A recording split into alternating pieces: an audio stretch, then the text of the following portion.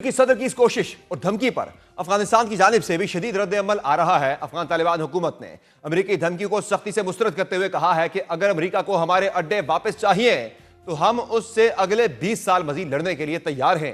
बैरूनी फौज की मौजूदगी बहाल करने की किसी भी कोशिश की सूरत में सख्त मुज़ामत का सामना करना पड़ेगा। खबर रसां इदारों रॉयटर्स और AFP के मुताबिक इतवार को अफगानिस्तान की वज़ारत दिफा के चीफ ऑफ स्टाफ फसीहुद्दीन फितरत ने मुकामी मीडिया पर नशर होने वाले अपने बयान में कहा कि हाल ही में कुछ लोगों ने कहा है कि वो अफगानिस्तान से बगराम एयरबेस वापस लेने के लिए मुज़ाकरात कर रहे हैं। अफगानिस्तान की सरजमीन का 1 इंच भी किसी के हवाले करने का कोई मुआहिदा मुमकिन नहीं, हमें इसकी जरूरत नहीं। वाज़ेह रहे कि बगराम अफगानिस्तान का सबसे बड़ा एयरबेस है जो अमेरिका की क़यादत में तालिबान के खिलाफ जंगी मुहिम का मरकज रहा, जिसकी हुकूमत को वाशिंगटन ने 11 सितंबर 2001 के हमलों के बाद हटा दिया था।